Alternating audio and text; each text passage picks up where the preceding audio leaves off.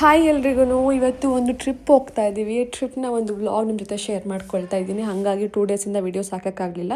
First ಪ್ಲಾಂಟ್ಸ್ಗೆಲ್ಲ ನೀರು ಹಾಕ್ಬಿಟ್ಟೆ ಮನೇಲಿ. So ಅವು ಎಲ್ಲ ಆರಾಮಾಗಿರ್ಬೇಕಲ್ವ. ಸೊ ಆಮೇಲೆ ನಾವು ಕೂಡ ಒಂದು 4 ಹಂಗೆ ಹೊರಡೋಣ ಅಂದ್ಕೊಂಡ್ವಿ. ಬಟ್ 1 ಅವರ್ ಎಕ್ಸ್ಟೆಂಡ್ ಆಗೇ ಆಗುತ್ತಲ್ಲ ನಾವು ಅಂದಮೇಲೆ. ಅದೇ ರೀತಿ 1 ಅವರ್ ಎಕ್ಸ್ಟೆಂಡ್ ಆಯಿತು. 5 o'clock ಹಂಗೆ ಹೊರಟ್ವಿ. ಈ ಥರ ಬೆಡ್ ರೆಡಿ ಮಾಡಿದ್ದೆ ಮಕ್ಕಳಿಗೆ. ಸೊ ನಾವು 4 ಜನ ಟ್ರಿಪ್ ಹೋಗ್ತಿದ್ದೆ. ನಮ್ಮ ಮಕ್ಕಳು ಮೇಯ್ನಾಗಿ ಇಂಪಾರ್ಟೆಂಟ್ ನಮಗೆ. ಅವ್ರು ಆರಾಮಾಗಿರೋದು. ಟ್ರಿಪ್ ಅಂದರೆ ಪ್ಲೇಸಸ್ ಕವರ್ ಮಾಡೋದಕ್ಕಿಂತ ನಾವು ಒಂದಲ್ಲಿ ರೆಸಾರ್ಟ್ಗೆ ಹೋಗಿದ್ದು ಮಕ್ಕಳು ಆರಾಮಾಗಿರಲಿ ಅಂತ. ಸೊ ಈ ರೀತಿ ಬೆಡ್ ರೆಡಿ ಮಾಡಿದ್ದೆ. ಸೊ ಈ ಒಂದು ಜರ್ನಿ ಈ ರೀತಿ ಶುರು ಆಯಿತು. ಮಕ್ಕಳಂತೂ ಆರಾಮಾಗಿ ಮಲಗಿಸಿದ ತಕ್ಷಣ ಎದ್ಬಿಟ್ರು. ಅವರು ಎಕ್ಸೈಟೆಡ್ ಇನ್ನು ಇಷ್ಟು ಬೇಗ ಹೊರಡ್ತಾ ಇದ್ದೀವಿ ಅಂತ. ಎದ್ದು ಕೂತ್ಕೊಂಡ್ರು. ಒಂದು ಸ್ವಲ್ಪ ಹೊತ್ತು ಆದಮೇಲೆ ನನ್ನ ಮಗ ಮಲ್ಕೊಂಡ. ಬಟ್ ನನ್ನ ಮಗಳಿಗೆ ನಿದ್ದೆ ಬರಲೇ ಇಲ್ಲ. ಈ ರೀತಿ ಅವಳು ಸಖತ್ ಎಂಜಾಯ್ ಮಾಡ್ತಾಳೆ ಟ್ರಿಪ್ಪು ಟ್ರಾವೆಲ್ ಅಂದರೆ.